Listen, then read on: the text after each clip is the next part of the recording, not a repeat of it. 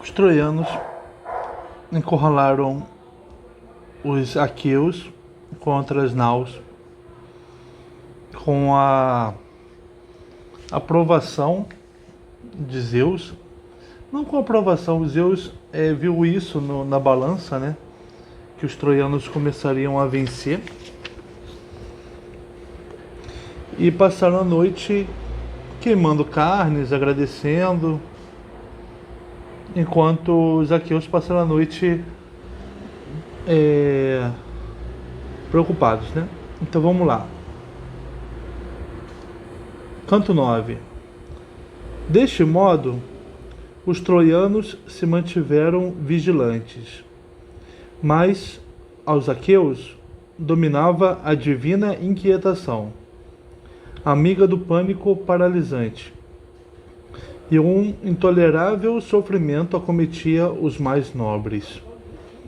Tal como quando dois ventos encrespam o mar piscoso, o Bóreas e o Zéfiro, dois ventos, ambos provindos da Trácia, ambos chegados de repente.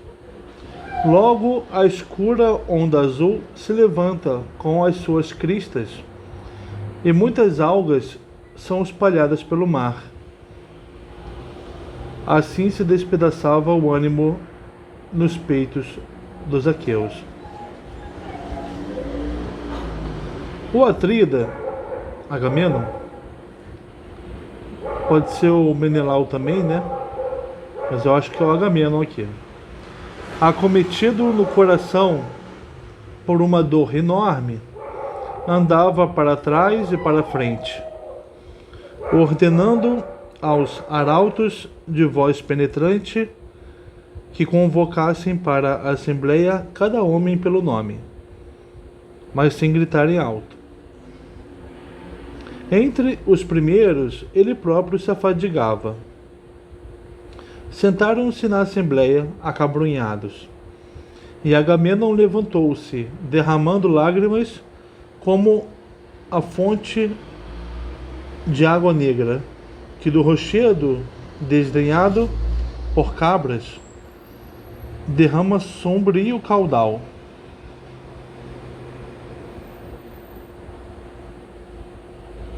Gemendo profundamente aos argivos, né, Agamenon dirigiu estas palavras: Ó amigos, regentes e comandantes dos argivos, grandemente me iludiu Zeus Crônida com grave desvario, Deus duro. A gente viu que logo assim que rompeu com Aquiles, Zeus mandou um sonho mentiroso para Agamenon, dizendo que ele deveria atacar naquele momento, porque ele venceria. Que antes me prometera, inclinando a cabeça, que eu regressaria para casa depois de saquear Ilion de belas muralhas.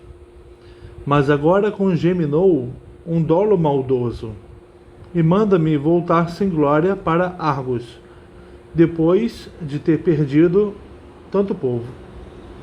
É assim o bel prazer de Zeus de supremo poder,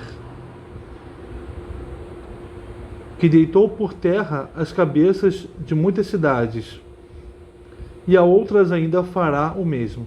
Quando alguém diz bel prazer, é para dizer que as intenções de outra pessoa são frívolas. Zeus frivolamente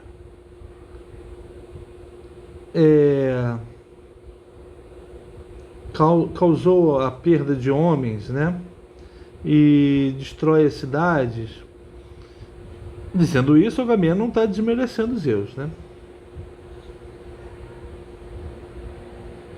Deitou por terra as cabeças de muitas cidades, e a outras ainda fará o mesmo. É que sua é a força máxima. Mas façamos como eu digo e obedeçamos todos. Fujamos, ao falar isso também, está tomando Zeus como alguém que está contrário a ele. Isso é uma forma de se desculpar, né? Mas façamos como eu digo e obedeçamos todos.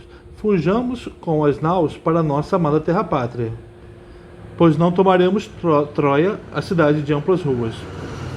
Olha, se Zeus está simplesmente pelo prazer próprio prejudicando os gregos, não é desonra fugir, né? Assim falou, e todos os outros ficaram em silêncio. Muito tempo calados sofreram os filhos dos aqueus, mas por fim falou Diomedes, excelente em auxílio. Muito tempo calados. Já tinha aparecido antes, né? Quando na discussão do Aquiles com Agamenon, que os exércitos estavam lutando, eles não tinham nada contra os troianos, eles estavam lutando pela conquista mesmo, né? De Troia. Diomedes falou: Atrida, lutarei primeiro contra ti na tua loucura, onde é lícito. Ó soberano, que eu faça. Na assembleia. E tu não te zangues.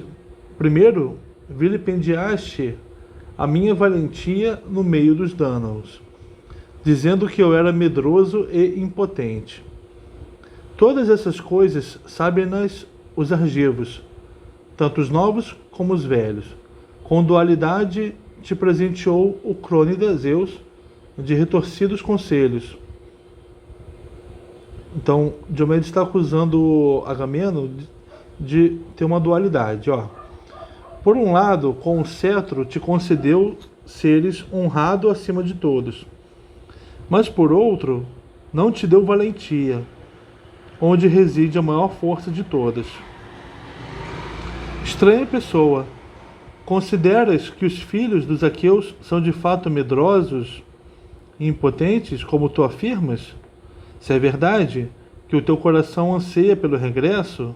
Não, se é verdade que o teu coração anseia pelo regresso, vai-te. Não joga... Quem disse que os outros soldados querem isso? O caminho está aqui, e as tuas naus estão próximas do mar. As naus numerosas que te seguiram de Micenas, mas os demais aqueus de longos cabelos permanecerão até que destruamos Troia.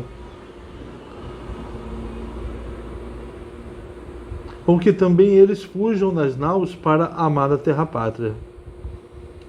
Nós dois, eu e Estênelo, lutaremos até atingirmos o objetivo de Ilion, pois foi com a ajuda divina que viemos.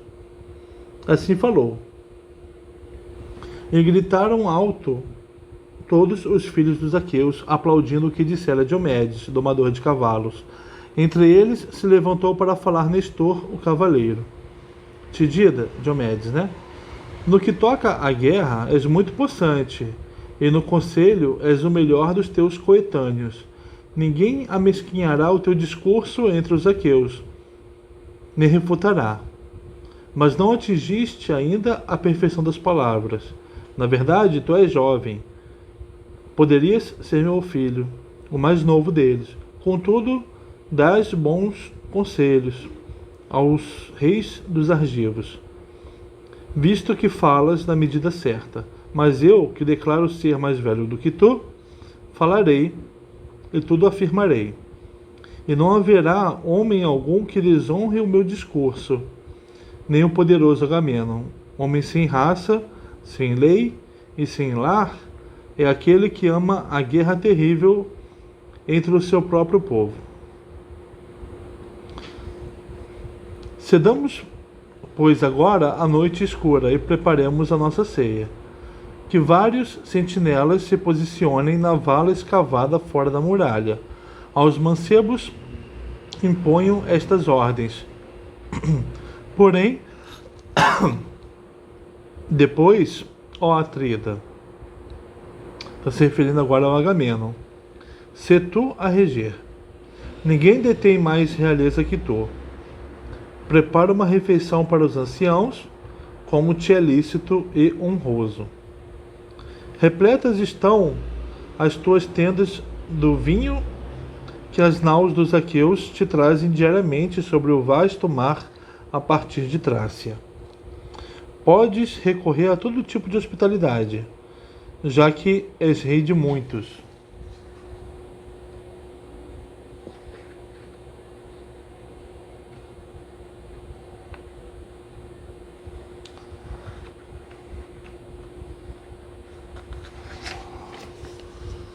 E quando muitos estão reunidos, deixar-te-ás convencer por aquele que emitiu o melhor conselho.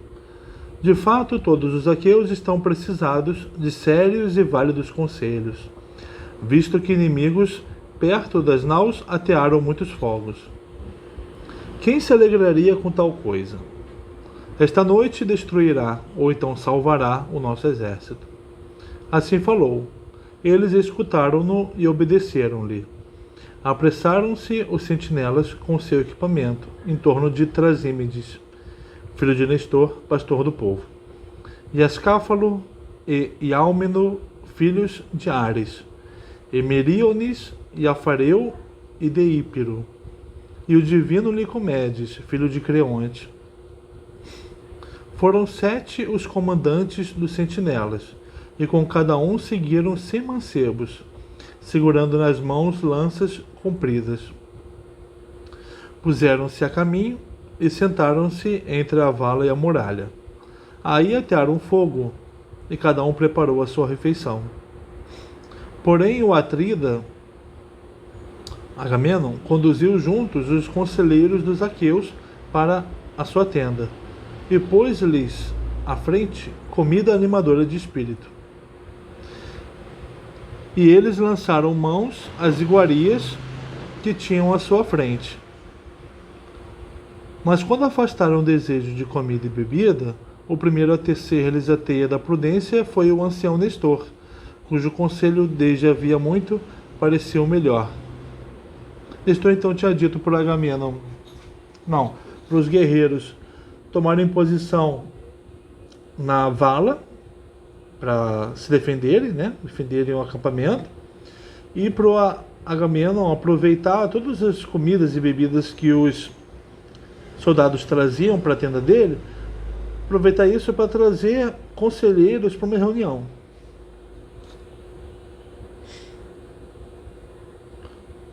O primeiro a tecer-lhes a teia da prudência foi o ancião Nestor, cujo conselho desde havia muito parecia o melhor. Bem intencionado, assim se dirigiu à Assembleia. Atrida gloriosíssimo, Agamenon, soberano dos homens.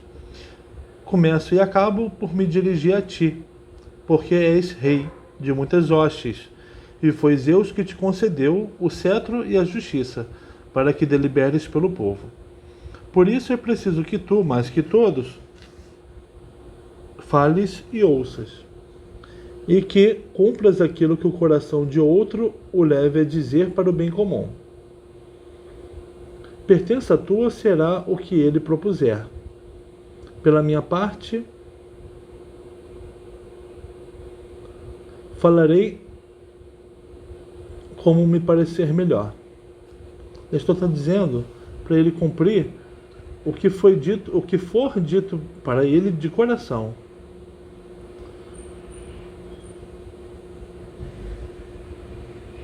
É o que o coração fizer dizer, que seja para o bem comum.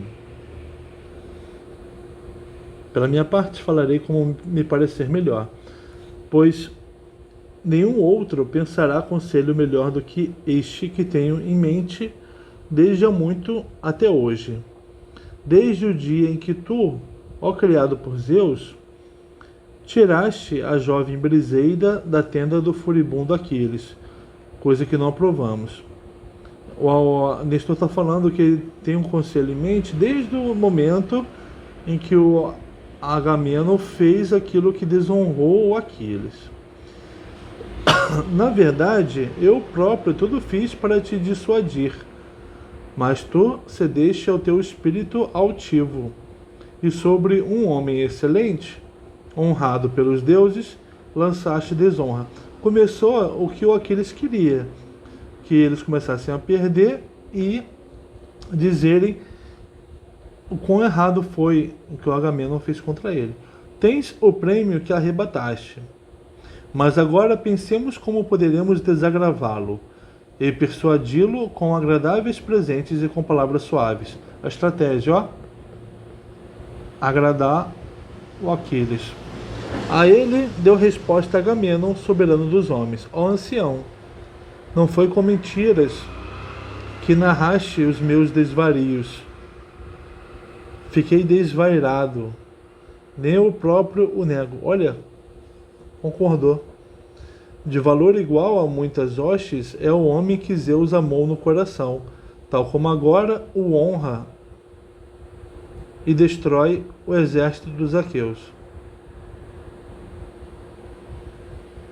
Está falando, né? Do homem que foi honrado por Zeus para destruí-los. Heitor, visto que desvairei e cedi a funestos pensamentos, quero desagravá-lo e oferecer presentes gloriosos. Nomearei perante todos vós os fulgurantes presentes: 7 trípodes se marca de fogo, 10 talentos de ouro, 20 caldeirões resplandecentes, 12 poderosos cavalos premiados, que ganharam prêmios pela velocidade. Desprovido de despojos, não seria o homem a quem tais coisas coubessem. Nem lhe faltaria ouro precioso se fosse senhor de tais prêmios, como os que para mim obtiveram meus cavalos de casco não fendido. Darei ainda 7 mulheres peritas em trabalhos irrepreensíveis, mulheres de Lesbos.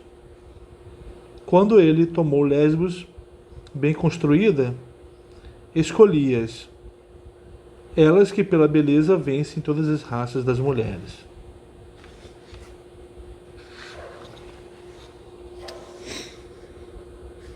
Serão então estas que lhe darei, e entre elas estará a que lhe tirei, a filha de Briseu.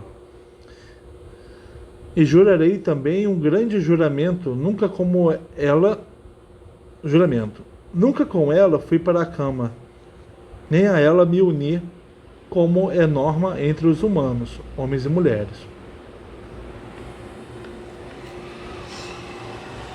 Todas essas coisas serão já preparadas. E se de futuro os deuses permitirem saquear a grande cidadela de Príamo, que ele lá entre e encha o manau com ouro e bronze, quando nós aqueus fizermos a divisão dos despojos. Que seja ele próprio escolher 20 mulheres troianas, as que sejam mais belas depois de Helena, a argiva. E se regressarmos a Aqueia Argos, terra riquíssima, ele será meu genro. Honrá-lo-ei como a Orestes, que nasceu tarde e em grande fausto está a ser criado. São 3 as filhas que tenho no palácio bem construído: Crisótemis, Laódice e Fianassa. Ele está dizendo que vai dar uma das filhas dele para casamento do Aquiles. Destas leve ele a que quiser, sem a cortejar com presentes, para a casa de Peleu, pai de Aquiles. E pela minha parte oferecerei um dote muito rico, como nenhum homem ainda deu pela filha. 7 cidades lhe darei, bem populosas: Cardâmile, Énope e Ira, a tapetada de relva, as sagradas feras e Anteia com seus prados profundos, a bela Epeia e Pédaso coberto de vinhas. Todas estão perto do mar, nos limites de Pilos arenosa, e nelas habitam homens ricos em rebanhos e em gado, que o honrarão com presentes como se fosse um deus, e sob seu cetro cumprirão suas prósperas ordenações. Estas coisas eu cumprirei se ele abandonar a sua cólera, que se domine, pois o Hades é inapelável e indomável, e por isso é detestado pelos mortais e por todos os deuses, e se submeta a mim, pois sou o detentor de mais realeza, além de que declaro pela idade ser mais velho do que ele. Olha, Agamenon está querendo dar um monte de coisa para ele em troca do submetimento dele. Você acha que um homem que foi um homem digno de honra, mas que foi atacado nisso, ele deve aceitar? Você acha que o Aquiles vai aceitar? Você acha que o Aquiles está querendo isso tudo que o Agamenon quer oferecer para ele?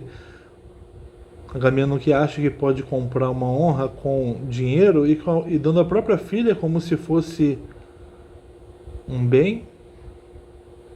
Um dinheiro? Algo de valor apenas material? A ele deu resposta Nestor de Gerênia, o cavaleiro. Atraída gloriosíssimo, Agamenon, soberano dos homens. Prêmios jamais desdenháveis ofereces ao soberano Aquiles. Mas agora incitemos os homens escolhidos, que rapidamente cheguem à tenda de Aquiles, filho de Peleu. Aliás, que nisso consintam aqueles que eu escolher. Antes de mais, será Fênix, dileto de Zeus, que irá à frente, e depois dele o grande Ájax e o divino Ulisses. Dos arautos que sejam Ódio e Euríbates a acompanhá-los. Trazei água para as mãos e mantende-vos em silêncio para rezarmos a Zeus Crônida, que de nós se compadeça.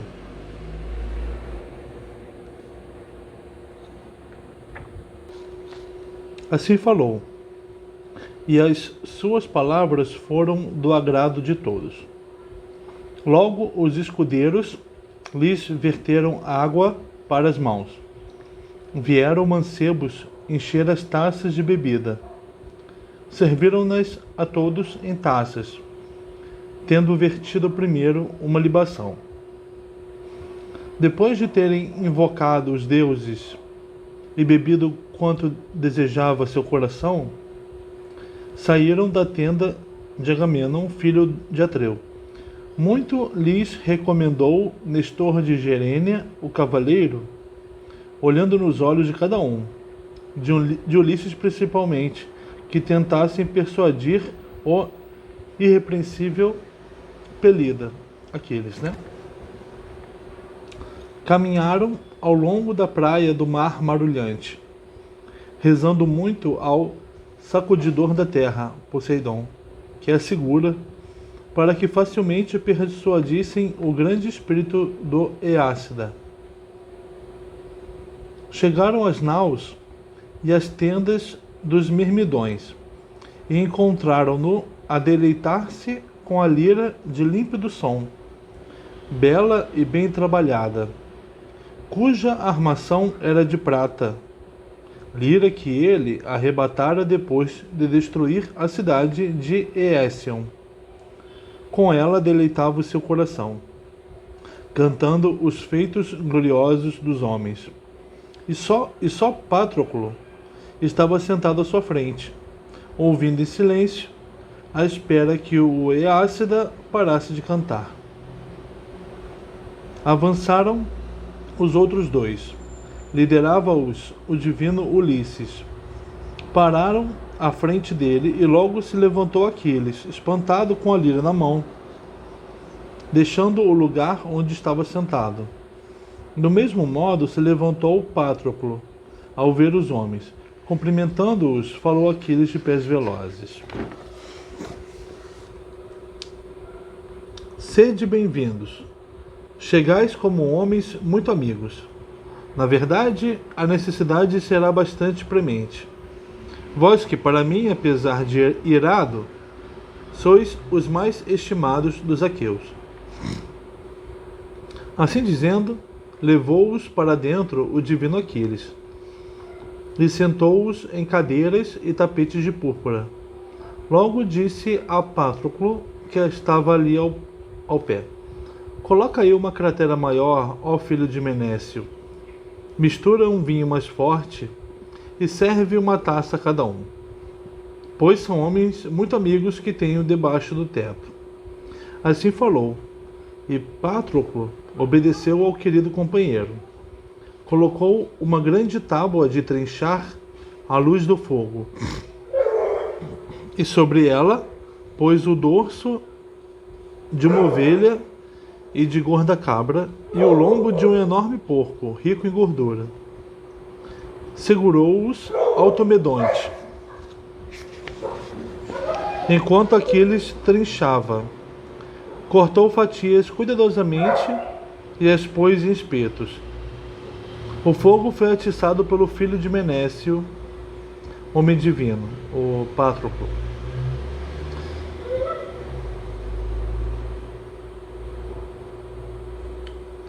Depois que o fogo abrandou e a chama esmoreceu, espalhou os borralhos e sobre eles pôs os espetos.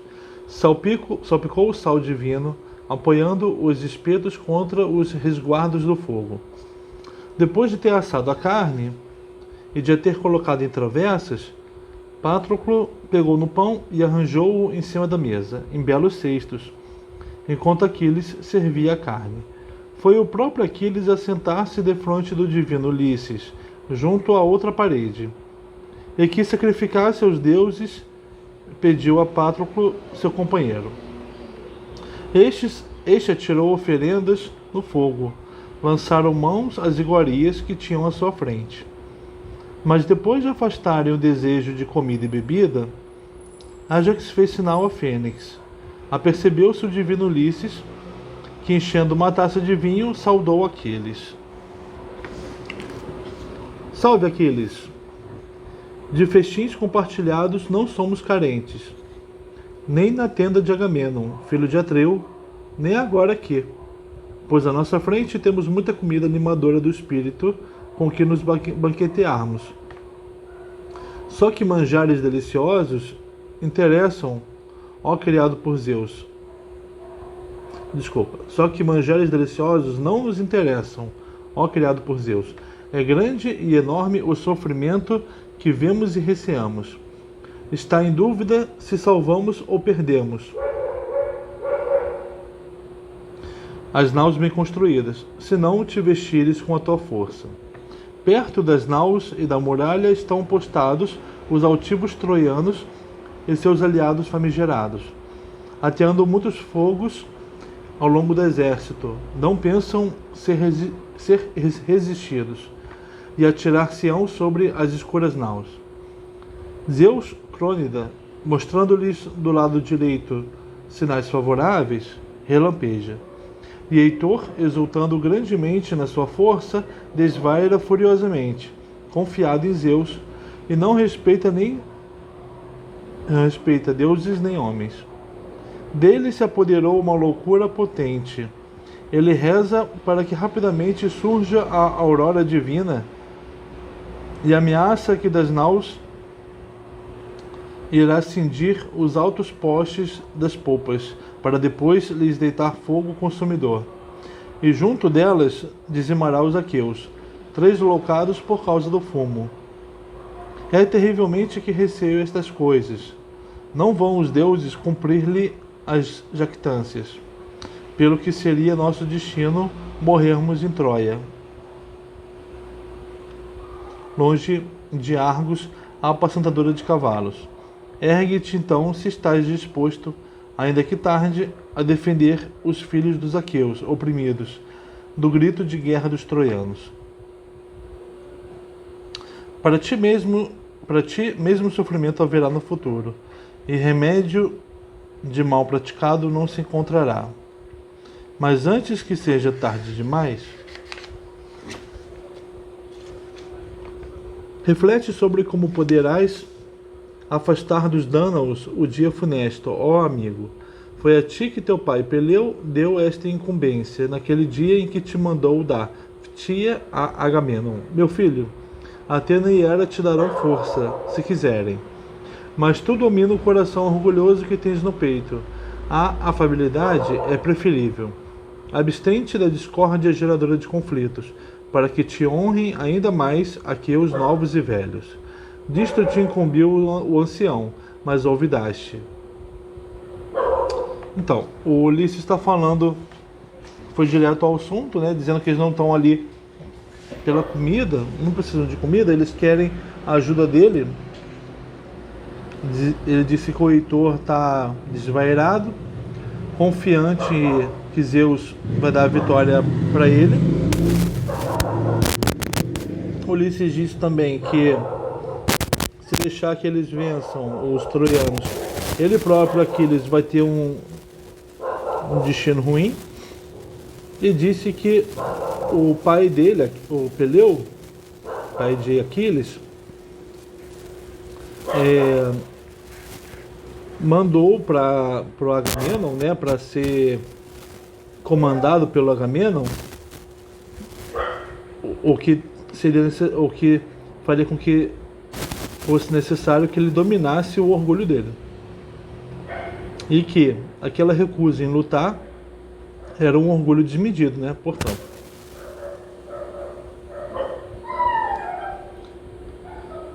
ele disse que o pai dele o incumbiu disso, mas ele esqueceu, né? Para agora, deixa a cólera opressora do coração, e Agamenon dar-te-á dignos presentes, se abandonares a ira. Se tu me ouvires, eu te enumerarei todos os presentes que na sua tenda Agamenon te prometeu: 7 trípodes sem marca de fogo, 10 talentos de ouro, 20 caldeirões resplandecentes, 12 poderosos cavalos premiados que ganharam prêmios pela velocidade. Desprovido de despojos não seria o homem a quem tais coisas coubessem. Nem lhe faltaria ouro precioso se fosse senhor de tais prêmios, como os que para Agamenon obtiveram seus cavalos de casco não fendido.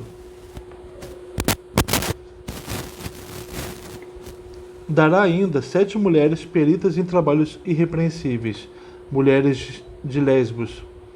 Quando tomaste Lesbos bem construída, escolheu-as. Elas que pela beleza vencem todas as raças das mulheres. Serão estas que te dará, e entre elas estará a que te tirou, a filha de Briseu. E jurará também um grande juramento. Nunca com ela foi para a cama, nem a ela se uniu como a norma, ó rei, entre os humanos, homens e mulheres. Todas estas coisas serão já preparadas. E se de futuro os deuses permitirem saquear a grande cidadela de Príamo, que tu lá entres e enches o Manau com ouro e bronze, quando nós aqueus fizermos a divisão dos despojos, e que sejas tu próprio a escolher 20 mulheres troianas, as que sejam mais belas depois de Helena, a Argiva. E se regressarmos a Aqueia Argos, terra riquíssima, tu serás seu genro. Honrar-te-á como a Orestes, que nasceu tarde, e em grande fausto está a ser criado. São 3 as filhas que tem no palácio bem construído: Crisótemis, Laódice e Fianassa. Destas leva a que quiseres, sem a cortejares com presentes, para a casa de Peleu, e ele, pela sua parte, oferecerá um dote muito rico, como nenhum homem ainda deu pela filha.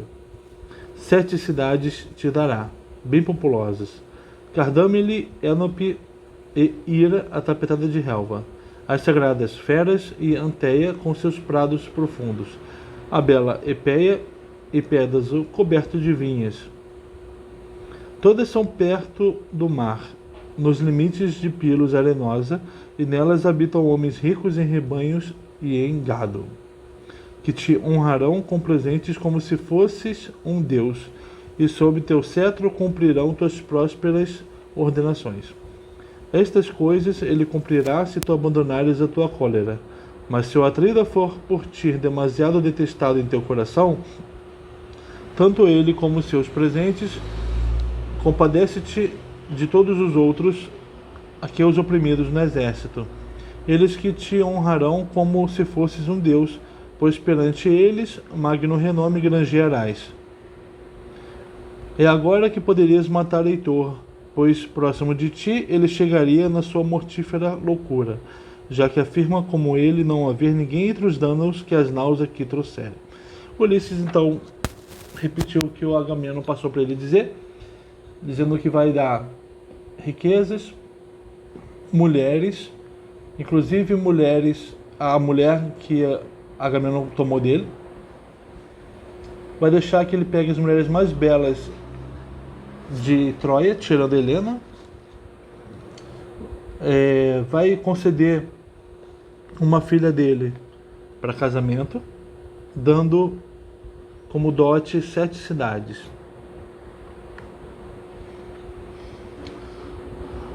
Se isso tudo não convencê-lo, que eu convença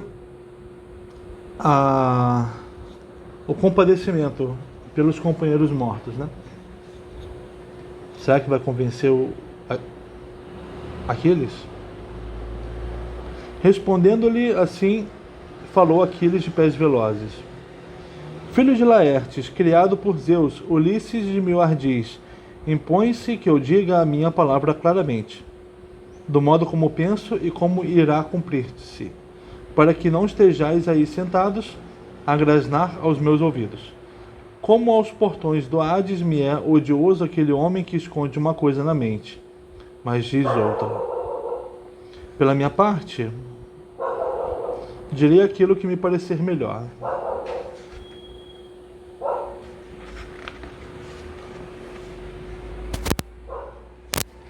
Não penso que o atrida Agamenon me persuadirá, nem os outros dânaos, visto que não há consideração para quem luta permanentemente contra homens inimigos.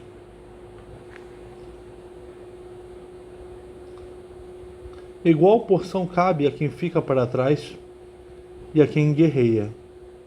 Na mesma honra são tidos o covarde e o valente. A morte chega a quem nada faz e a quem muito alcança. Então, aqui ele está dizendo que nos exércitos comandados por Agamenon, lutar ou não lutar não faz diferença. A mesma honra cabe aos dois. A morte chega a quem nada faz e a quem muito alcança. Nunca tive vantagem alguma por sofrer dores no coração, ao pôr constantemente em risco a minha vida na guerra.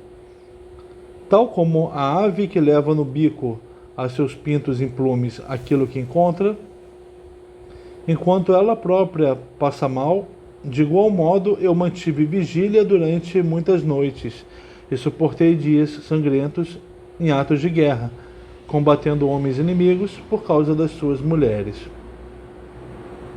Disse que toda a dificuldade que ele passou nas guerras que ele lutou.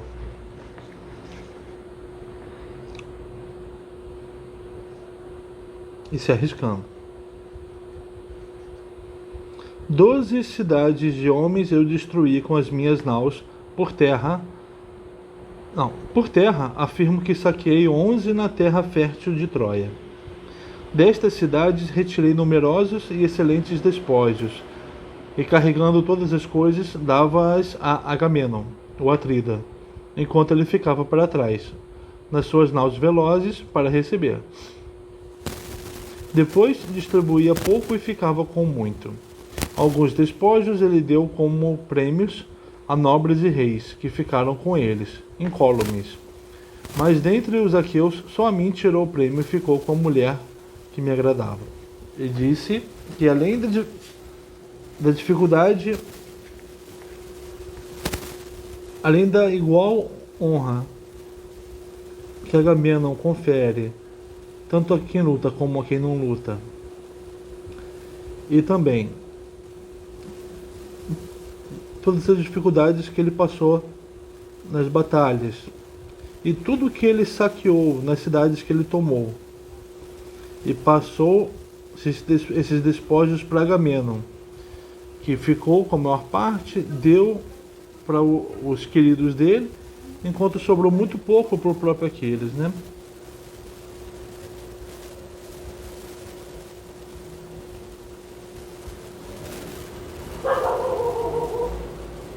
E além disso, ele foi o único a ter a mulher querida dele tomada pelo Agamenon.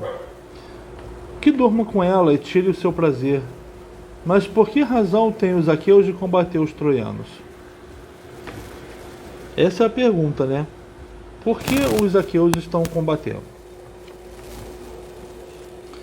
Por que reuniu e trouxe para cá a hoste ou Atrida?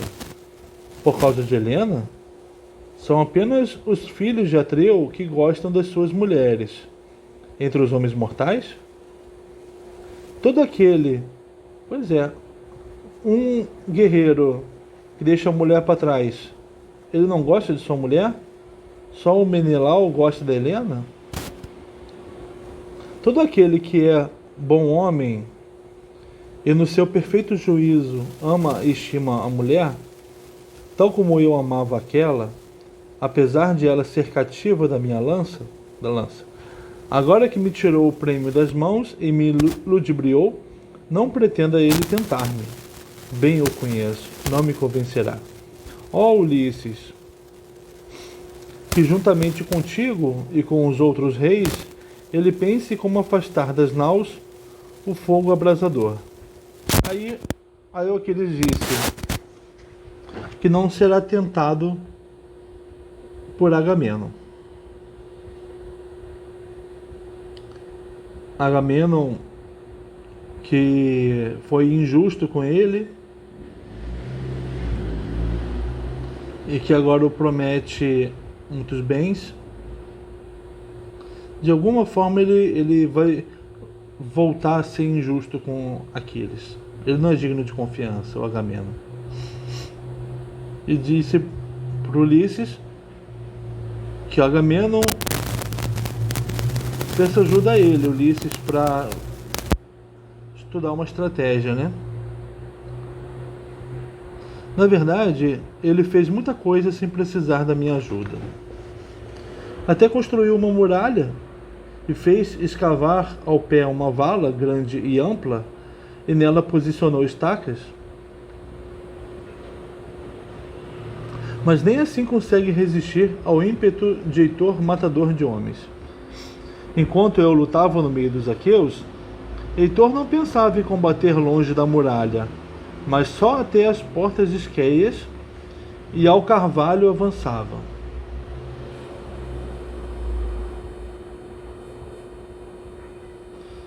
Aí me esperou uma vez em combate singular, mas a custo fugiu da minha arremetida. Visto que agora não quero lutar contra Heitor divino, amanhã sacrificarei a Zeus e aos deuses todos. Depois de encher bem as naus, lançá-las ao mar. Tu verás, se quiseres, e se isso te interessar, a aurora, as minhas naus navegando sobre o piscoso Helesponto, e a bordo estarão homens ávidos de dar aos remos. Se me conceder boa viagem, o famoso sacudidor da terra, no terceiro dia terei chegado à Ftia de férteis sulcos. Aqui ele está dizendo que vai sair da guerra, vai voltar. Muitos haveres lá tenho, que deixei ao vir para cá, mas daqui levarei mais ouro e fulvo bronze, e as mulheres de bela cintura, e o ferro cinzento que me calharam por sorte. Porém o prêmio que ele me deu, de novo na sua insolência, me tirou o poderoso Agamenon, o Atrida. Declarai-lhe tudo, como eu digo, às claras, para que se encolerizem os outros aqueus. Aí, é o objetivo do Aquiles, que os aqueus se encolerizem por Agamenon tê-lo desonrado. Não vá ele, ou Agamenon, ter a esperança de intrujar outro dentre os Dânaos, ele que é sempre desavergonhado. Mas na minha cara não ousaria ele olhar, embora tenha desfaçatez de cão. Não deliberarei com ele conselhos, nem façanha alguma. Totalmente ele me enganou e ofendeu. Nunca mais me seduzirá com palavras. Chega, que sossegado encontre a destruição, visto que o juízo lhe tirou Zeus, o conselheiro. São-me detestáveis os seus presentes. Não lhes dou valor algum. Então, tem alguma coisa que vale mais para Aquiles. Mais do que os bens que o Agamenon oferece, mas dos quais deu pouco para o Aquiles das conquistas que ele teve.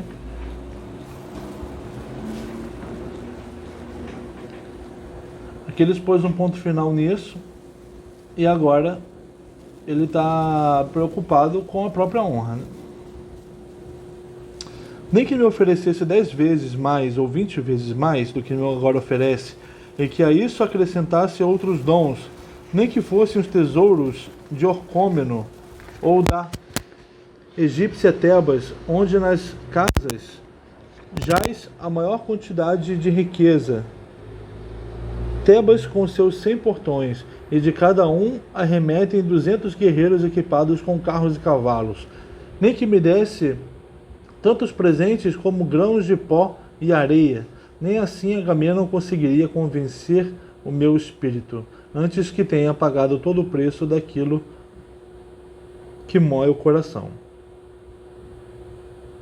Não desposarei a filha de Agamenon, filho de Atreu, nem que com a dourada Afrodite ela competisse em beleza, e que Atena de olhos esverdeados igualasse nos lavores.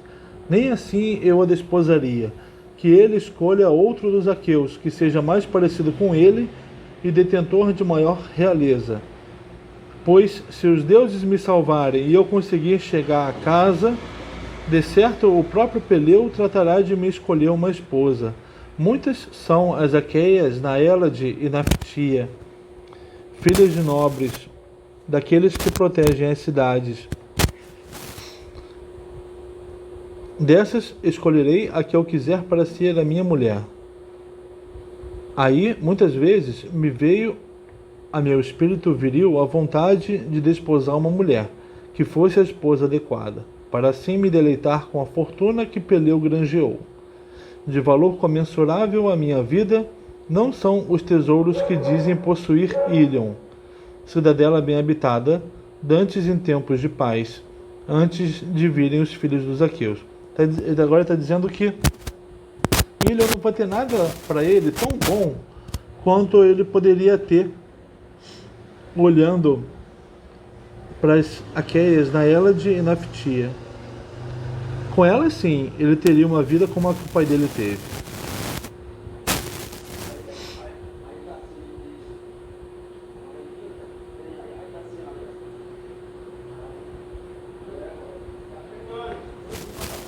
Nem sequer os tesouros contidos na soleira marmórea do arqueiro Febo Apolo nos penhascos de Delfos.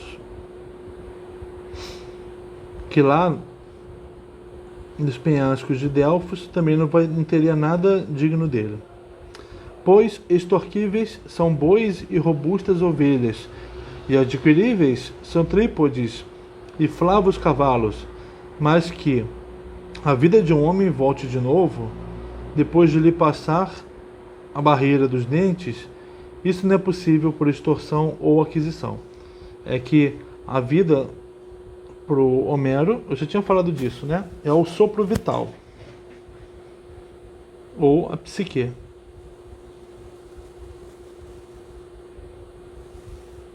Na verdade, me disse minha mãe, Tétis dos pés prateados, que um dual destino me leva até o termo da morte.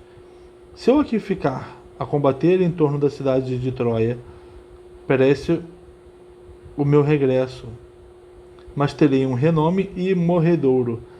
Porém, se eu regressar para casa, para a amada terra-pátria, perece o meu renome glorioso, que terei uma vida longa, e o termo da morte não virá depressa ao meu encontro. Aliás, também os outros eu recomendaria que para casa navegasseis de novo, uma vez que já não atingireis o objetivo de saquear a íngreme Ilion.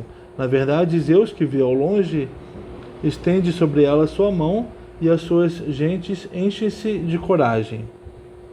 Mas ide então vós, e aos comandantes dos aqueus, transmiti a minha mensagem, pois esse é o privilégio de conselheiros, para que deliberem no espírito outro plano melhor que esse. ou que lhes salve as naus e o exército dos aqueus, junto das côncavas naus, já que não lhes saiu bem este plano, que conceberam em sua mente, por causa da minha cólera.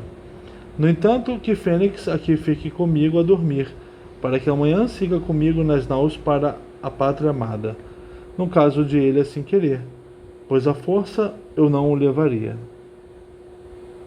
Assim falou, e todos permaneceram em silêncio, admirados com o discurso, pois com veemência exprimira sua recusa. Por fim tomou a palavra o velho cavaleiro Fênix, rompendo em lágrimas, pois muito receava pelas naus dos aqueus. A ira de Aquiles. A busca de Aquiles pela sua honra. A mãe dele, Tétis, disse para ele que ele poderia continuar na guerra, estava destinado a fazer grandes coisas, fazer grandes feitos, ter grandes vitórias, mas a viver pouco. Viver pouco não é uma boa palavra, ter pouco tempo de vida. Mas nesse pouco tempo, a vida é grande, a vida dele será grande. Viver muito em pouco tempo. Ter uma vida que o faria ser conhecido por milênios.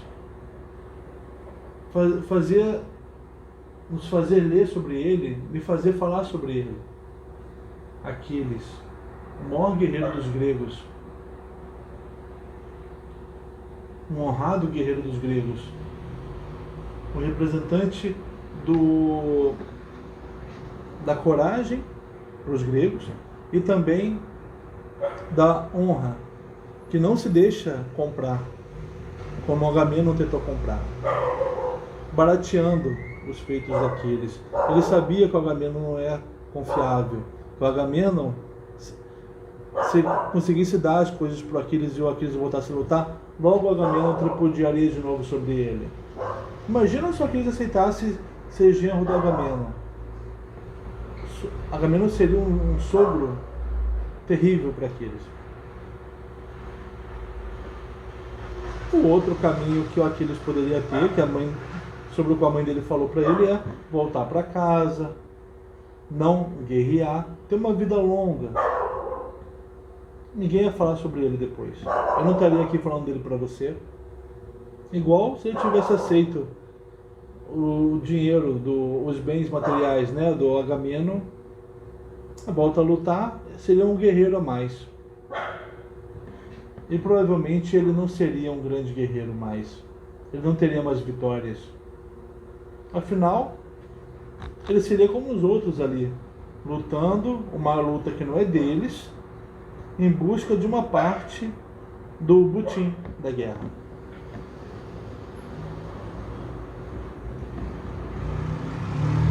A ira do Aquiles é uma coisa muito importante para o grego, que mostra a busca pela honra. É uma coisa muito importante para o homem de todos os tempos. A ira, a busca pela sua honra ou a busca por justiça. A ira é uma coisa que acontece. Platão descreveu isso no tínus, né? O órgão que nós temos no peito, que sente a dor, o peso de uma injustiça quando ela é feita contra você, contra outra pessoa, e você tem que fazer algo para aliviar esse peito. Você tem que restaurar a justiça para o seu peito parar de pesar. Uma ação irada. E a ira é uma coisa muito importante para a gente, mas que nós esquecemos, né? Ou uma coisa que deveria ser importante. Ou como nós somos vilipendiados, como nós somos rebaixados, comprados com coisas que nós achamos que queremos, mas que não nos completa, não nos dá felicidade. Coisas iguais, sabe? um sapato que é igual a uma viagem, que é igual as coisas, mercadorias que são trocadas, né? E o homem tentando se comprar, sente que há algo faltando, né? Talvez algo não faltasse, talvez Aquiles estivesse em busca dessa completude. Talvez o homem não atinja a completude maior do que quando tem a ira dele completada, né? Isso a gente vai ver mais no final da história da Ilíada. Onde vai parar a ira de Aquiles?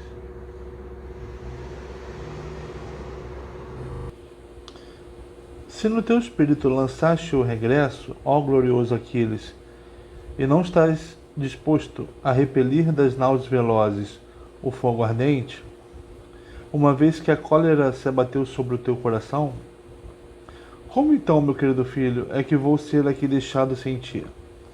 Foi contigo que me mandou o velho cavaleiro Peleu, o pai de Aquiles, naquele dia em que Daftia te mandou a Agamenon, criança que nada sabias da guerra maligna nem das assembleias. Mais para frente ele vai explicar essa história, onde os homens se engrandecem. Por isso ele me mandou, para que eu te ensinasse tudo, como ser orador de discursos e fazedor de façanhas. Assim, querido filho, não quereria ser aqui deixado por ti, nem que um Deus se dispusesse ele próprio a despir-me da velhice e a fazer de mim um jovem, como quando primeiro deixei a Hélade de belas mulheres, fugindo do conflito com meu pai, Amintor, filho de Órmeno. Ele que se irou contra mim por causa da amante de belos cabelos, que ele amava a ponto de desprezar a esposa legítima, minha mãe. Então, o pai dele entrou em conflito com ele, expulsando-o de casa. O pai dele que tinha uma amante. A mãe pediu a ele. Pelos joelhos me suplicou minha mãe que me deitasse com a amante, para que o ancião, o pai, né, a odiasse. Obedeci-lhe e pratiquei o ato. Apercebeu-se meu pai e amaldiçoou-me com força, invocando a Erínia detestável. Nunca sobre seus joelhos se sentaria filho amado por mim gerado. Os deuses cumpriram a maldição. Zeus subterrâneo e a temível Perséfone. Deliberei então matá-lo com o bronze afiado, mas um dos imortais me acalmou a ira, pondo-me no peito a voz do povo e os muitos insultos dos homens, para que não fosse chamado parricida entre os aqueus. Então, o pai traía a mãe pediu que ele se deitasse com a amante do pai. O pai o amaldiçoou, os deuses cumpriram, provavelmente deixando-o infértil. Ele deliberou matar o pai, mas um dos deuses o acalmou nessa ira, para que ele não fosse chamado de parricida, né? Foi então que o coração no meu peito já não suportou permanecer no palácio de meu pai encolerizado. Tanto amigos como parentes andaram em volta de mim, a suplicar-me para que permanecesse no palácio, e muitas ovelhas robustas e bois de pasto cambaleante degolaram, e muitos porcos ricos em gordura foram chamuscados na chama de Hefesto, e dos jarros do ancião abundante vinho foi bebido. Durante 9 noites vigiaram a meu lado toda noite. Vigiaram-me por turnos, e nunca o fogo chegou a esmorecer, nem aquele que estava sob o alpendre do pátio de bela cerca, nem o que estava no pórtico perto da porta do meu quarto. Ele passou então 9 dias sendo vigiado para não fugir do palácio.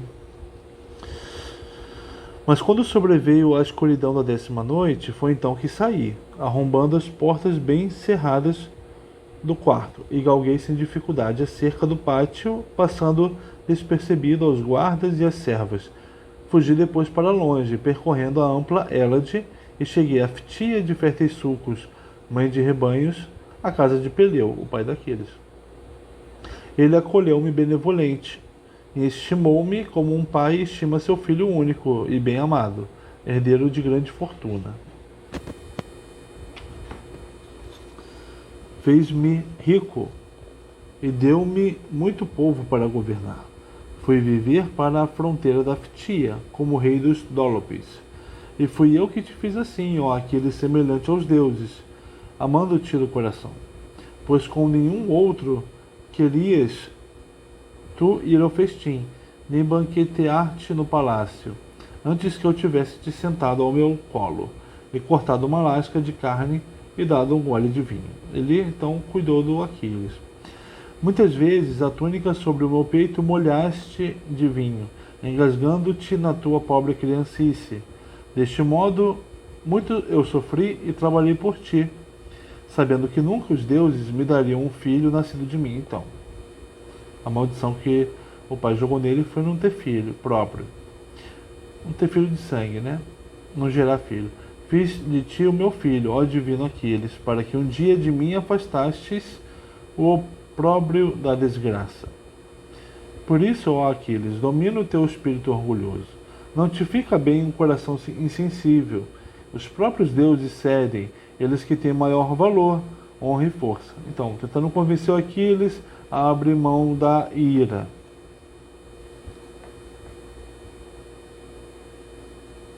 Com incensos, juramentos cheios de reverência, libações e aroma do sacrifício, os homens conseguem propiciá-los quando alguém erra ou transgride. Nem os deuses são tão intransigentes quanto ele, mas a ira do Aquiles é lendária, né? Pois as preces são filhas do grande Zeus, roxas, enguelhadas e vesgas dos olhos, elas que seguem sempre no encalço do desvario. As preces, filhas de Zeus, vão atrás do desvario, mas o desvario é forte e veloz e por isso as ultrapassa de longe. Lança-se à frente delas por toda a terra para prejudicar os homens. Mas as preces mitigam por trás. A quem venera as filhas de Zeus, quando deles se aproximam, a esse dão elas muitas bênçãos e ouvem-no quando reza. As preces então ajudam quem reza. Mas contra quem as contraria e obstinadamente se lhes opõe, põe-se a caminho e dirigem orações a Zeus Crônida. Quem as contraria, elas pedem a Zeus, que atrás deles siga o desvario. Depois de apanhado, então não é que não apenas a orar ajuda a resolver o desvario, como orar, né? Orar agrada a prece e ela não vai mandar o desvario atrás de você. Depois de apanhado, que expie. Assim, ó Aquiles, faz tu que a honra siga as filhas de Zeus. E a honra que dobra o espírito dos homens de bem. Pois se não te oferecesse presentes, nem outros prometesse, o Atrida, Agamenon, mas se sempre furiosamente estivesse zangado, nunca te diria eu para longe de ti, lançares tua cólera. Para aos argivos acabrunhados prestar-lhes auxílio. Mas agora de imediato ele oferece muitos presentes e promete ainda outros para o futuro, e mandou homens que te suplicassem.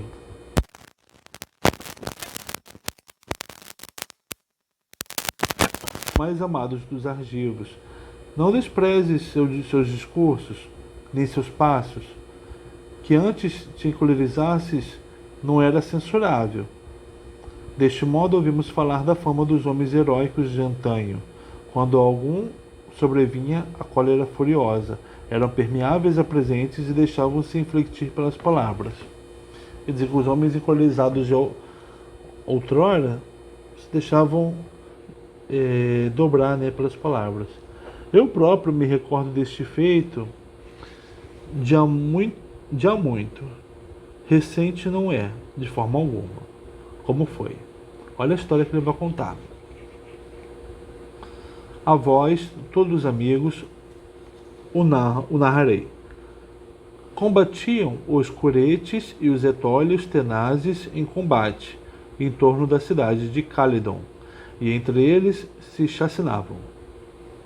Os etólios, por seu lado, defendiam a agradável Calydon, mas os curetes tentavam arrasá-la na labutação da refrega.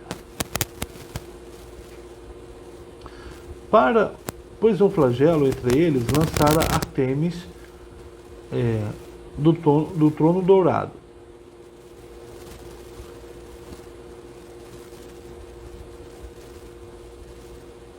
Encolerizada, porque Eneu não lhe oferecera as primícias de seu pomar abundante, embora os outros deuses participassem da hecatombe. Então, Eneu, que está do lado dos etólios, deixou de oferecer uma hecatombe a Artemis. Só a filha do grande Zeus ele não ofereceu, ou porque se esqueceu, ou porque não se apercebeu. É que no espírito estava grandemente iludido. Mas a arqueira, filha de Zeus, Artemis, encolerizada, enviou-lhe um temível javali selvagem de brancas presas, que a seu modo causou muitos males no pomar de Eneu. Muitas altas árvores arrancou e atirou ao chão, com as próprias raízes e com as próprias flores da maçã. Porém Meleagro, filho de Eneu, matou o javali, depois que reunira de muitas cidades homens caçadores e cães, pois não por poucos homens seria domado o javali. Tal era o seu tamanho, e a muitos atirou para a pira funerária. O javali matou muitos homens. Mas a deusa levantou em torno dele alta grita e alarido, em torno da cabeça e da pele hirsuta do javali, entre os curetes e os magnânimos etólios. Ora, enquanto combatia Meleagro, mulher de Ares, tudo corria mal aos curetes. Então, os curetes, né?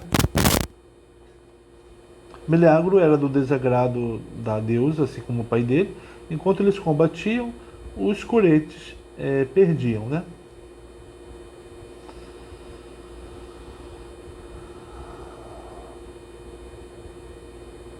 Tudo corria mal aos curetes, nem podiam estar fora das muralhas, numerosos embora fossem.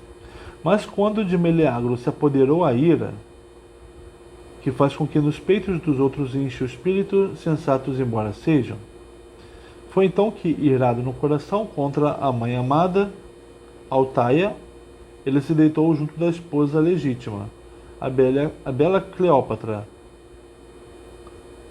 Então o Meleagro, irado, mas mesmo irado ele deitou com a Cleópatra, a esposa dele. Cleópatra, filha de Marpessa dos belos tornozelos, filha de Eveno e de Idas, que era o mais forte dos homens que então habitavam a terra. Ele que tomara o arco para enfrentar o soberano Febo Apolo por causa da donzela de belos tornozelos. Ela, aqui no palácio, o pai e a mãe veneranda chamavam pelo nome de Alcíone, porque a própria mãe, no desgosto como o do Alcíone muito sofrido, a lamentava, porque ele arrebatara a filha Febo Apolo que atua ao longe. Então, junto dela se deitou Meleagro, da Cleópatra, né? Em ira amarga, furioso devido às imprecações da mãe, que rezava aos deuses em grande sofrimento por causa do assassínio do irmão. E com as mãos muito batia na terra que tudo alimenta, chamando a mãe dele, né? Tinha tido o outro filho assassinado, e ela fazia imprecações contra ele, que estava irado. E nas orações da mãe, ela chamou por Hades, chamando por Hades e pela temível Perséfone, enquanto estava ajoelhada com o peito umedecido de lágrimas, para que eles dessem a morte a seu filho. E a Erília, que na escuridão caminha, ouviu a do Érebo, ela cujo coração não tem suavidade, Depressa, em torno dos portões, retumbava o estrondo das muralhas a serem alvejadas. A Meleagro suplicavam os anciãos. Então, o Meleagro estava irado, a mãe dele estava chamando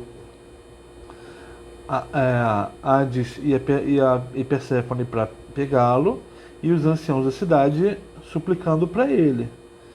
A Meleagro suplicava os anciãos dos Etólios, e enviaram-lhe os melhores sacerdotes dos deuses, para que saísse e os socorresse, prometendo-lhe ingente oferenda, lá onde se estendia a mais fértil planície do agradável Calidon.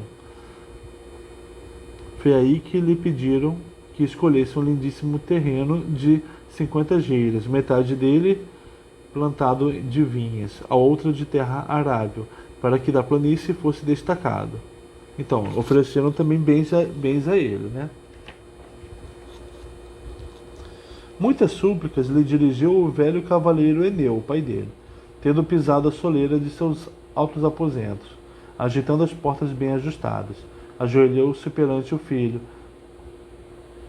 Muitas súplicas lhe dirigiram as irmãs e a excelsa mãe, mas ele recusava com mais afinco.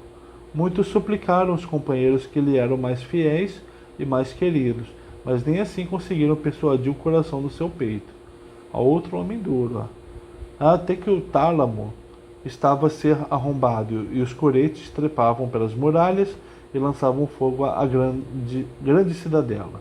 Foi então que a esposa de bela cintura de Meleagro lhe dirigiu súplicas chorosa e enumerou-lhe todos os males que sobrevêm àquela cuja cidade é tomada.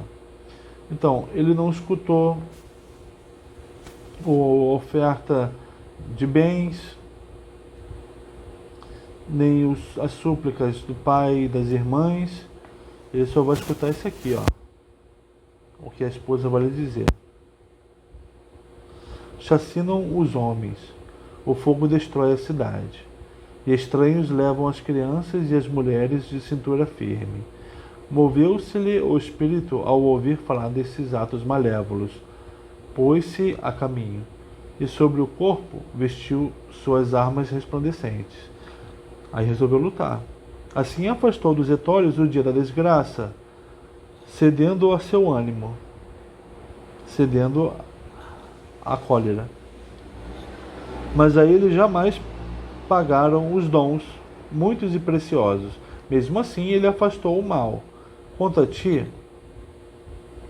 aí o Fênix pedindo a Aquiles: não me remoas tais coisas no espírito, ó amigo, e que a divindade por aí não te deixe enveredar.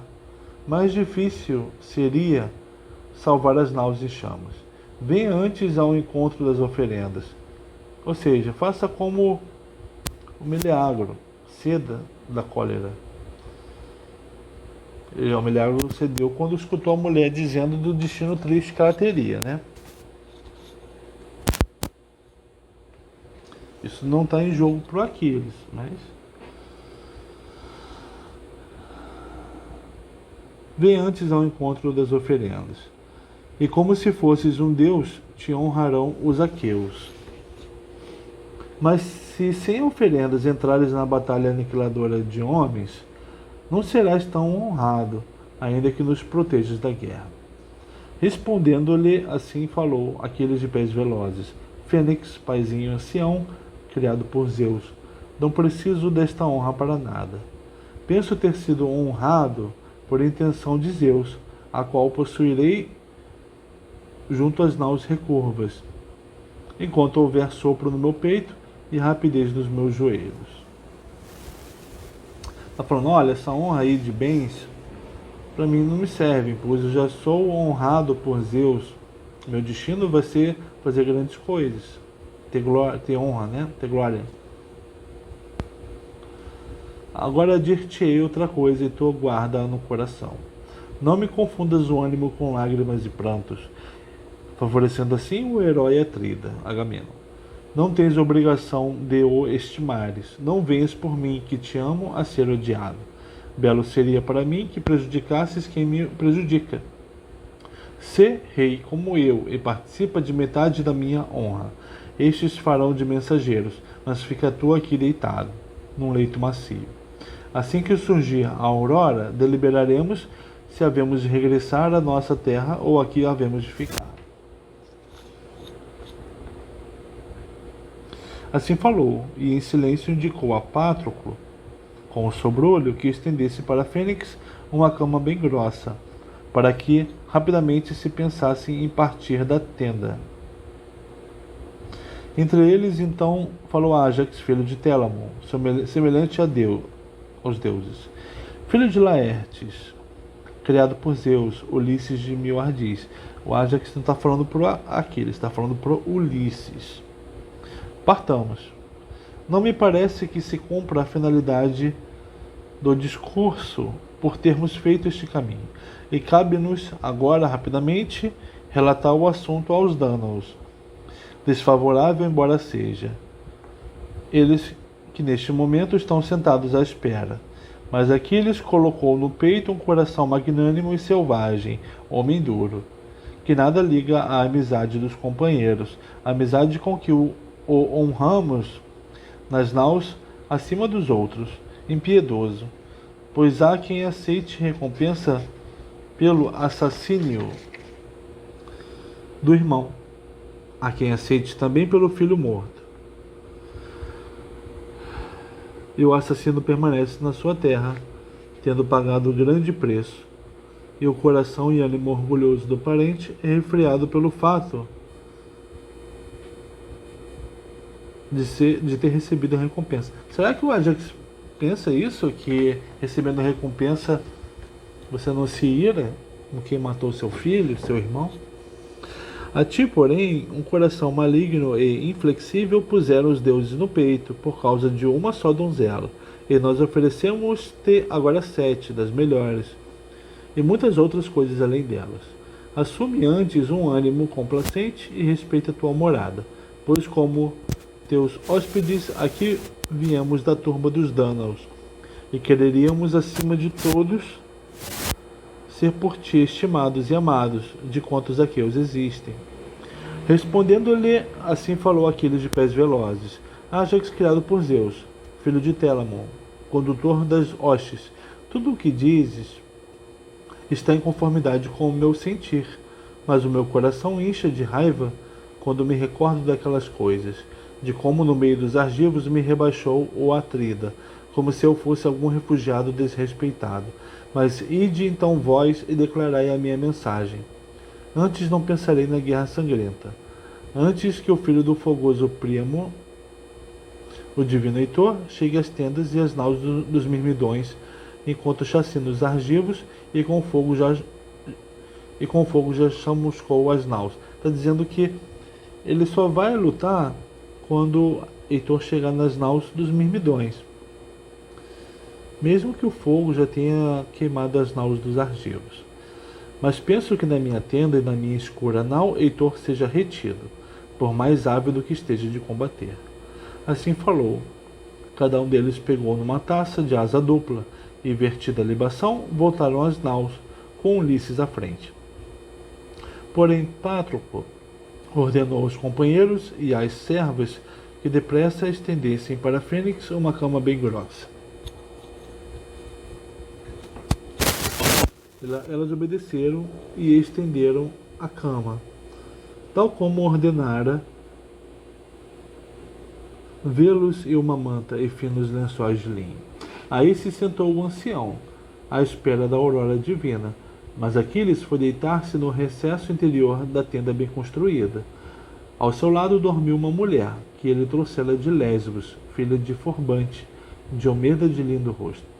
E Patroclo deitou-se do lado oposto. Junto dele dormia Ífis, de bela cintura, que lhe dera o divino Aquiles, quando tomou a íngreme Esquiro, cidade de Eneu. Quanto aos outros, quando chegaram à tenda do Atrida, Agamenon, com taças douradas, os brindaram os filhos dos aqueus, tendo se levantado de um lado para o outro, e do outro. Interrogaram-nos, e o primeiro a perguntar foi Agamenon, soberano dos homens. Diz-me então, ó louvado Ulisses, grande glória dos aqueus, se ele está disposto a afastar das naus o fogo devorador, ou se recusou e retém ainda a cólera no seu magnânimo coração. A ele deu resposta o sofredor e divino Ulisses: Atrida gloriosíssimo, Agamenon soberano dos homens. Na verdade, ele não quer estancar a ira, mas está cheio de cólera ainda maior, e nem quer saber de ti nem dos teus presentes. Disse que tu próprio deverias aconselhar-te junto dos argivos, sobre como poderias salvar as naus e a hoste dos aqueus. Pela sua parte, ameaça zarpar ao nascer da aurora, lançando ao mar as naus recurvas e bem construídas. Afirmou que aconselharia aos outros que para casa navegassem de novo, uma vez que já não atingiremos o objetivo de saquear a íngreme ilha. Na verdade, Zeus, que vê ao longe, estende sobre ela sua mão, e as suas gentes enchem-se de coragem. A palavra do Aquiles é que Zeus protege Troia e faz os troianos terem coragem. Assim falou: também estes te dirão essas coisas, eles que me seguiram. Ájax e os dois arautos, ambos prudentes. Porém Fênix, o ancião, ficou lá deitado, como aqueles ordenou, para que amanhã seguisse nas naus para a pátria amada, no caso de ele assim querer, pois a força ele não o levaria. Assim falou, e todos os outros ficaram em silêncio, admirados com o seu discurso, pois com veemência se exprimira. Pois, muito tempo calados, sofreram os filhos dos aqueus, mas por fim falou Diomedes, excelente auxílio. Lembra que o Aquiles disse para Agamenon se aconselhar com os argivos. Então, lá vem um conselho, Atrida gloriosíssimo, Agamenon soberano dos homens, provera que nunca tivesses dirigido súplicas ao irrepreensível Pélida, oferecendo presentes incontáveis. Orgulhoso é ele de si, e agora o fizeste muito mais orgulhoso ainda. É verdade, né? Ao conselho, mas agora o deixemos. Que parta ou que fique, novamente combaterá quando o coração no peito o mandar e uma divindade o incitar. Então a cólera só sai de um homem duro quando o coração mandar e a divindade incitar. Mas façamos como eu digo e obedeçamos todos. Por agora, ide todos descansar, tendo satisfeito o coração com comida e bebida, pois aí reside força e coragem. Porém, quando surgir a bela aurora de róseos dedos, rapidamente deverás dispor à frente das naus o povo e os carros de cavalos. Incita-os e combate tu próprio entre os dianteiros. Diomedes está dizendo para Agamenon combater na frente de todos. Será que ele tem essa coragem?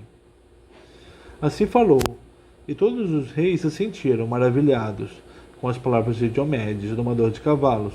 Verteram libações e foi cada um para a sua tenda. E lá se deitaram e acolheram o dom do sono.